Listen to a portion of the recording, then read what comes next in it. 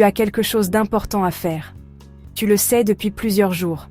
Tu as même planifié de le faire aujourd'hui. Ce matin, tu t'es levé avec l'intention claire de t'y mettre. Et puis, tu as ouvert ton téléphone. Juste pour 1 minute. Tu as regardé tes mails. Tu as scrollé Instagram. Tu t'es dit que tu commencerais après le café, puis après le déjeuner, puis que tu ferais d'abord les petites choses pour te mettre en route, puis qu'il était trop tard de toute façon, puis que tu le ferais demain. Et ce soir, avant de dormir, tu ressens ce mélange très particulier de culpabilité sourde et de promesses floues que demain sera différent.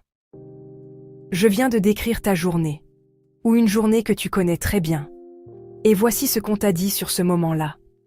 Que tu es paresseux, que tu manques de discipline, que tu n'es pas assez motivé, que tu devrais juste te mettre au travail.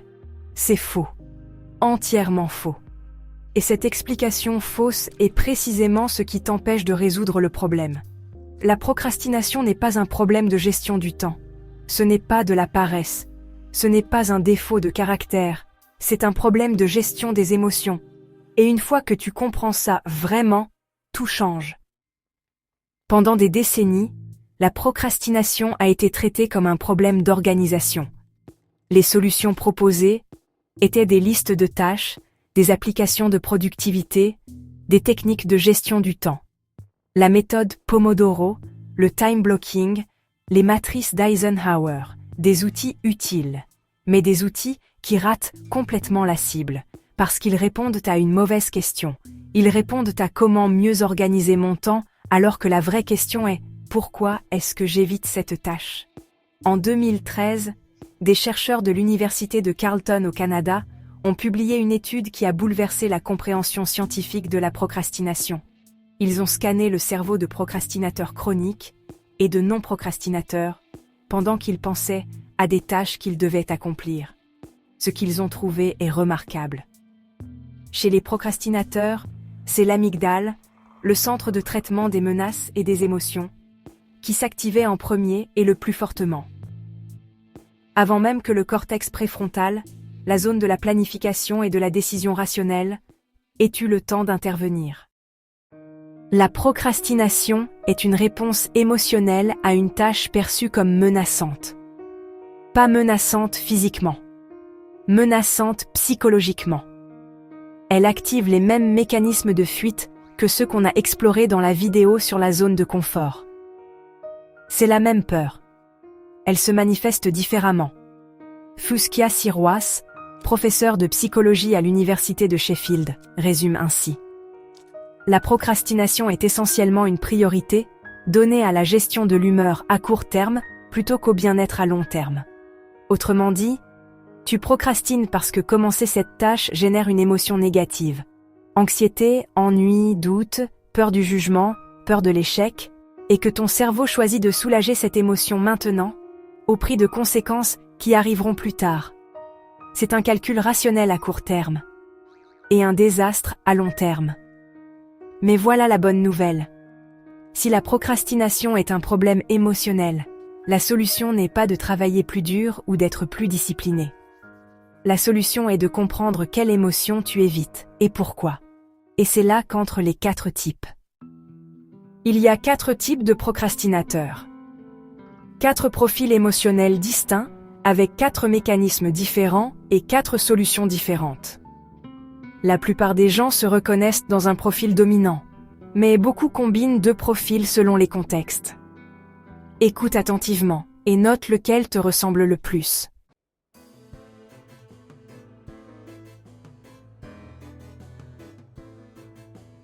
Premier type. Le perfectionniste.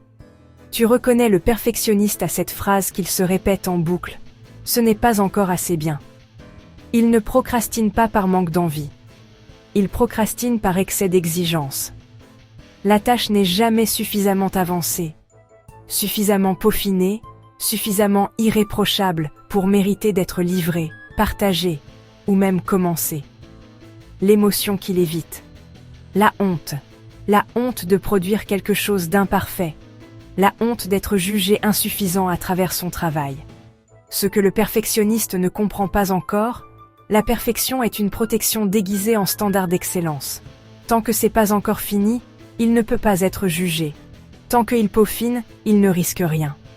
Le problème, il ne produit rien non plus.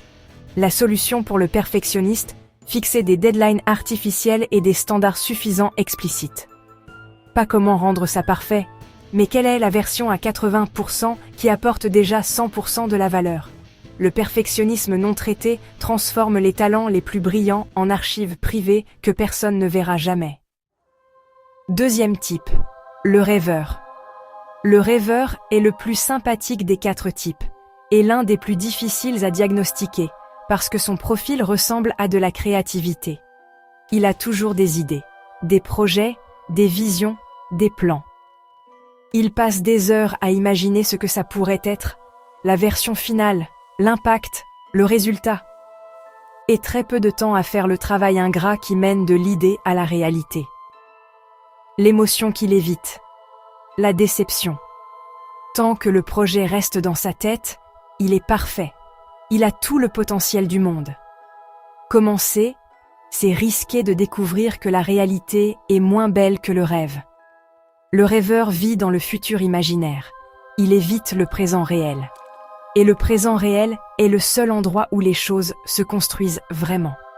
La solution pour le rêveur. Décomposer le projet en actions si petites qu'elles semblent presque ridicules. Pas écrire mon livre, mais écrire la première phrase du premier chapitre. Pas lancer mon entreprise, mais envoyer un email à une personne qui pourrait être cliente. Réduire l'horizon à ce qui est faisable aujourd'hui, maintenant, dans la prochaine heure. Troisième type, le créateur de crise. Celui-là, tu le reconnais peut-être moins facilement, parce qu'il a une réputation de quelqu'un qui travaille bien sous pression.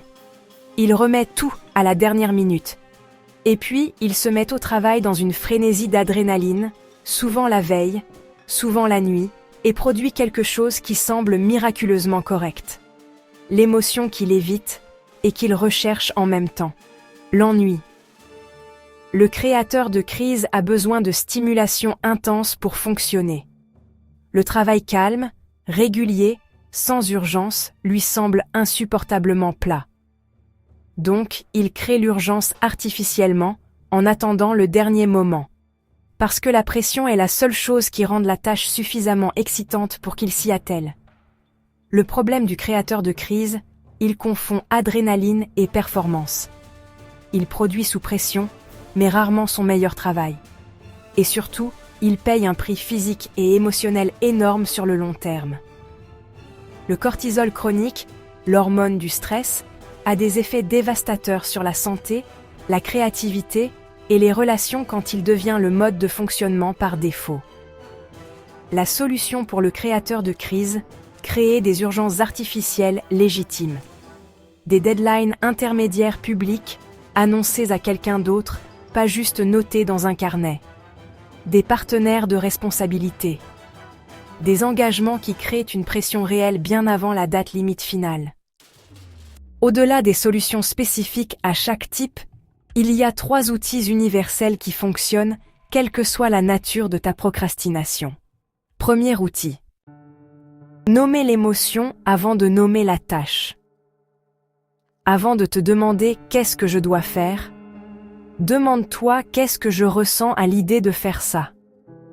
Prends 30 secondes et nomme précisément l'émotion. Pas « je n'ai pas envie », c'est une description comportementale, pas une émotion. Mais « j'ai peur que ce soit nul ». Je me sens submergé par l'ampleur de la tâche. J'ai honte d'avoir attendu si longtemps. J'ai doute de ma légitimité à faire ça.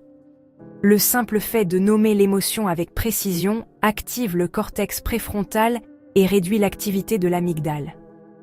Des études en neurosciences affectives ont montré que labelliser une émotion réduit son intensité de manière mesurable. Ce que les psychologues appellent l'affect labeling. Tu ne résous pas le problème en le nommant, mais tu réduis suffisamment la charge émotionnelle pour pouvoir commencer à agir malgré elle. Outil 1. Nommer l'émotion. Deuxième outil, la règle des 2 minutes modifiée. Engage-toi à travailler sur la tâche pendant 2 minutes seulement. Pas à la finir, pas à bien la faire, juste 2 minutes. Pourquoi ça marche? Parce que la résistance la plus forte est toujours au démarrage. Une fois qu'on a commencé, une fois que l'inertie est brisée, continuer est infiniment plus facile. Les neurosciences confirment, le simple fait de commencer une tâche crée ce qu'on appelle l'effet Zeigarnik. Le cerveau enregistre les tâches inachevées et génère une tension cognitive qui pousse naturellement à les terminer. En démarrant, tu retournes la psychologie de la procrastination contre elle-même. Troisième outil, l'autocompassion stratégique. Celui-là va peut-être te surprendre. Des études menées par Christine Neff à l'Université du Texas ont montré quelque chose de contre-intuitif. Les personnes qui se pardonnent le plus rapidement leurs épisodes de procrastination sont celles qui procrastinent le moins ensuite. La culpabilité et l'autocritique n'améliorent pas la performance, elles l'aggravent. Parce qu'elles génèrent de nouvelles émotions négatives autour de la tâche, renforçant exactement le mécanisme d'évitement qu'elles sont censées combattre. L'autocompassion stratégique, ce n'est pas l'indulgence. C'est se dire « j'ai procrastiné aujourd'hui, je comprends pourquoi, je me pardonne. Et maintenant, qu'est-ce que je peux faire dans les prochaines 10 minutes ?»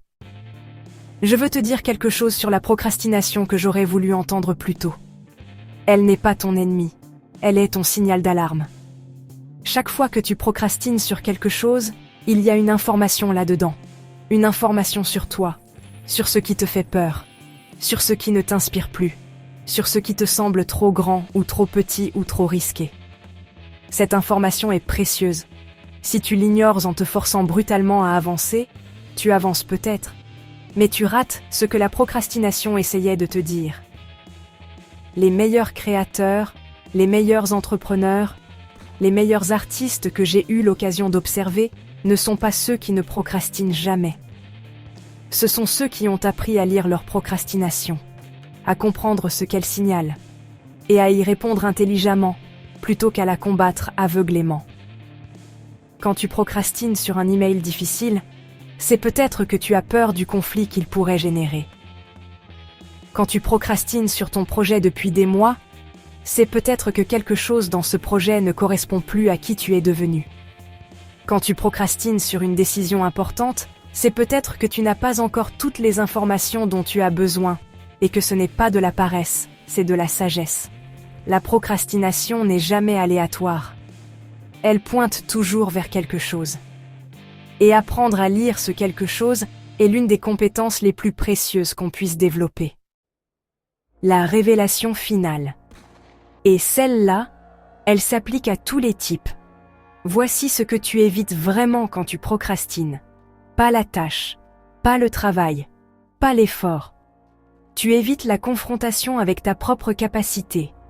Tant que tu n'as pas commencé, tant que tu n'as pas vraiment essayé, tu peux maintenir une croyance confortable. Que si tu t'y mettais vraiment, tu réussirais. Que le potentiel est là, intact, en attente. Que ce n'est qu'une question de timing, de conditions, de moments propices. Commencer, c'est risquer de découvrir la vérité. Que c'est difficile. Que tu vas faire des erreurs. Que le résultat ne sera pas parfait. Que tu es humain, limité, imparfait, comme tout le monde. Et c'est précisément cette confrontation, cette rencontre honnête avec ta propre humanité, que la procrastination protège en permanence. Mais voilà ce que cette protection te coûte. Elle te coûte la seule chose qui transforme le potentiel en réalité. L'action imparfaite, répétée, dans le temps. Elle te coûte la version de toi qui aurait commencé, qui aurait trébuché, qui aurait appris, qui serait devenu quelqu'un de différent à force d'avoir essayé. Ce soir, pas demain, ce soir, je te demande une seule chose. Prends la tâche que tu remets à plus tard depuis le plus longtemps, celle qui génère le plus de résistance, et demande-toi honnêtement, quel type suis-je sur cette tâche? Quelle émotion est-ce que j'évite vraiment? Puis, fais 2 minutes. Juste 2 minutes. Et note dans les commentaires ce que tu as choisi de commencer. Parce qu'une chose que j'ai apprise, déclarer publiquement ce qu'on va faire est l'un des engagements les plus puissants qui existent. Pas pour les autres, pour toi. Si cette vidéo t'a éclairé sur quelque chose que tu ne comprenais pas sur toi-même, partage-la. Il y a autour de toi des gens brillants qui se traitent de paresseux depuis des années pour quelque chose qui n'a jamais été de la paresse. La prochaine vidéo traite de l'art de prendre des décisions sans regret. Comment choisir quand tout semble incertain? Comment avancer sans avoir la certitude que c'est le bon chemin? Abonne-toi, prends soin de toi et commence, imparfaitement, courageusement, maintenant.